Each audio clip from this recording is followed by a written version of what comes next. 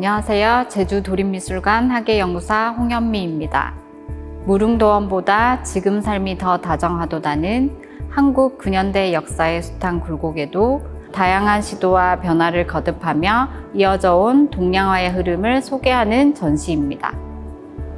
이번 전시의 마지막 섹션인 2000년부터 2023년 현재까지의 흐름을 함께 살펴보겠습니다.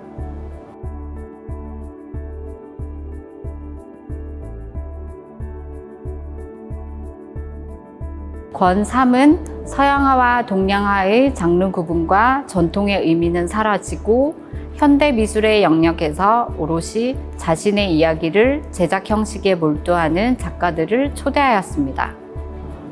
동양화라는 명칭을 한국화로 계층해야 한다는 김영기의 주장은 1983년 문교부에서 발행되는 미술교과서에서 한국화로 변경되고 대한민국 미술대전에서는 동양화부를 한국화부로 변경하면서 점차 동양화 대신 한국화라는 용어가 일반인들에게도 퍼지기 시작하였습니다.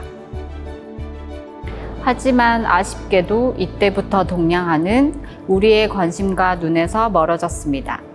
경제가 성장하면서 주거 공간이 서구식으로 변하고 사고방식 역시 서구식으로 변해 많은 사람들이 서양화를 선호했기 때문입니다.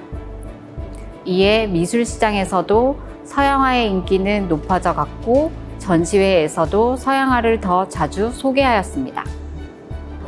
최근에는 서양화와 동양화를 구분하려는 시도 자체가 어색하고 이상하게 여길 만큼 작품의 형식과 재료 사용에는 제한이 없습니다. 작품 내용 역시 동양, 한국에 관한 주장이나 관념적인 동양화를 따르는 작가는 거의 없으며 오롯이 작가 개인의 이야기와 주장에 몰두하는 것이 지금의 작가들입니다.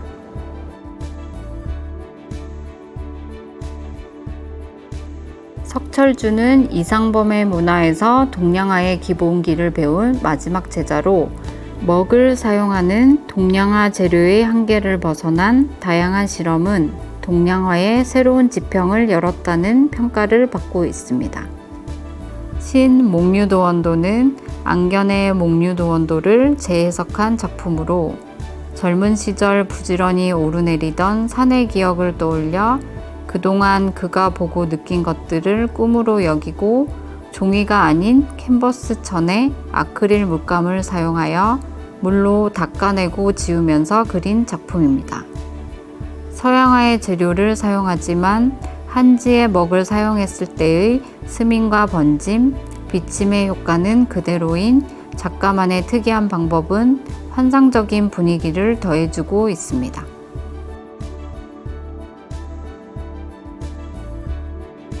개성적인 화면 구성과 기법으로 채색화의 진수를 보여주는 서정태는 강렬한 진체와 색감을 바탕으로 1993년부터는 커다란 눈망울이 인상적인 푸른 초상 연작을 보여주고 있습니다. 작가의 작품에서 느껴지는 독특한 질감은 그가 오랜 시간 공들여 준비하는 작업의 과정 때문으로 두꺼운 장지를 방망이로 두들기고 악교를 바른 후 다시 호분을 칠하고 물을 뿌린 뒤 건조시킨 다음 화판 위에 다시 펼칩니다. 커다란 눈망울의 얼굴과 과장된 손, 왜곡된 형태의 인물과 그 주변으로 초승달, 등대, 맨드라미 등이 자리 잡고 있습니다. 팔등신 같은 사실적인 인물보다는 왜곡된 형태와 눈과 손의 표정에 변화를 주어 자아상실 시대의 우리의 자화상을 보여주고 있습니다.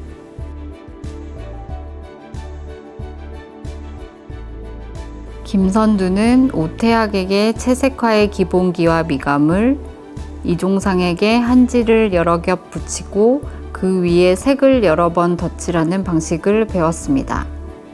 두 스승의 가르침을 바탕으로 끊임없이 변주하고 실험하는 작가는 1988년부터는 고향의 땅 장흥의 풍경과 그곳의 풍류를 화폭으로 담아냈습니다. 고향의 산과 바다, 들판, 언덕 등의 질박한 풍경을 담아낸 남도 시리즈는 땅으로 상징되는 주변의 공간을 담기 위해 역원근법이라는 시점을 끌어들였습니다. 우리 눈에서 가까우면 커지고 멀어지면 작아지는 원근법을 거부하고 구도, 형식 등 시각적으로 과감한 실험을 시도한 것으로 두툼한 장지 위에 물감을 여러 겹으로 채색하여 은은하게 우러난 색을 바탕으로 구불구불한 길, 집, 나무, 부드러운 곡선을 이루는 밭두렁 등을 힘찬 필선으로 표현하여 김선두만의 독창적인 산수화를 선보인 작품입니다.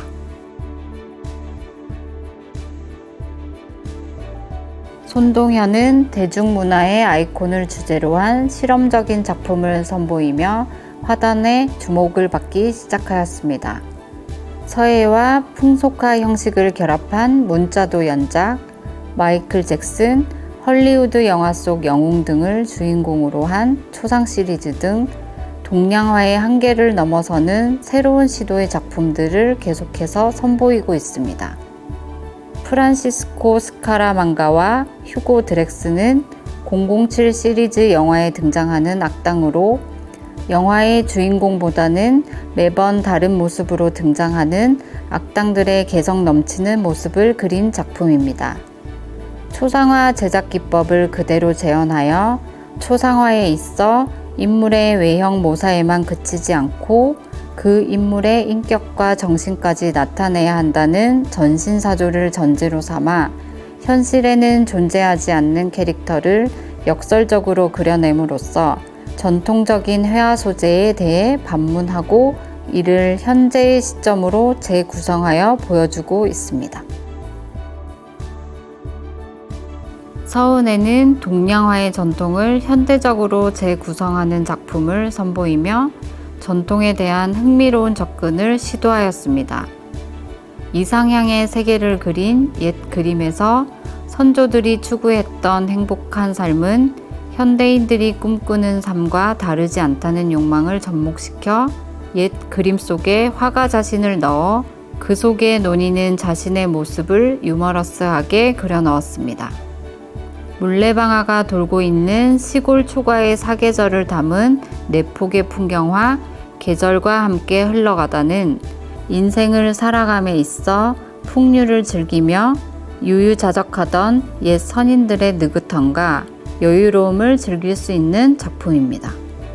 꽃잎이 휘날리는 봄, 무성한 나뭇잎 사이로 들려오는 매미소리, 낙엽 지는 가을과 가을벌레의 울음소리, 창밖으로 고요히 떨어져 쌓이는 눈, 계절의 변화에 순응하며 살아가는 모습을 통해 현실과 환상 사이의 자아를 묻고 있습니다. 정혜윤은 여백의 미가 있어야 한다는 고정관념을 깨고 화면을 가득 채웠습니다. 박새를 주인공으로 한 배경의 다양한 변화를 통해 전달하고자 하는 의미가 다릅니다. 화면 가득 빼곡한 크고 작은 서랍, 열린 서랍 위 작은 새들, 새들을 가느다란 선으로 연결되어 있습니다.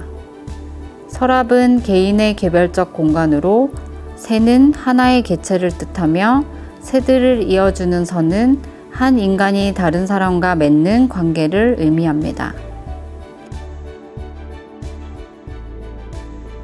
임택은 먹과 붓으로 그려진 산수화가 아닌 설치, 사진, 디지털 매체를 이용하여 시공간을 초월한 이상향으로서의 자연을 새롭게 표현하고 있습니다. 옮겨진 산수라는 주제로 전통 산수화의 다중적 공간을 해석하여 실제 형태로 만든 조각 작품을 선보인 후 2006년부터는 옮겨진 산수 유람기라는 제목으로 설치 작품을 찍은 후 다른 이미지들을 컴퓨터에서 조합하여 제작한 사진 작업입니다.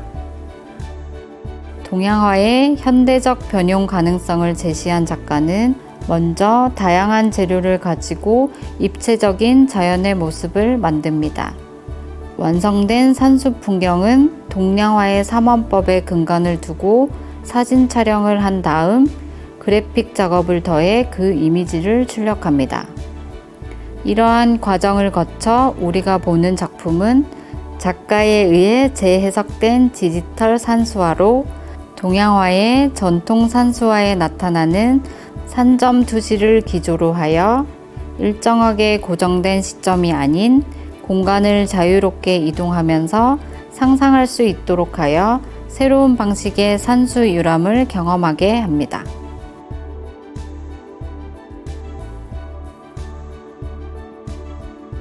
지금까지 무릉도원보다 지금 삶이 더 다정하도다 전시에 대해 소개해 드렸습니다. 1980년대 이후 급격히 위축된 동양화의 다양한 시도와 변화를 소개하고 우리 정서에 남아있는 전통에 대한 개념을 환기시키기 위해 마련된 이번 전시가 동양화에 대한 관심을 불러일으키기를 기대하며 전시 소개를 마치겠습니다. 지금까지 함께 관람해 주셔서 감사드립니다.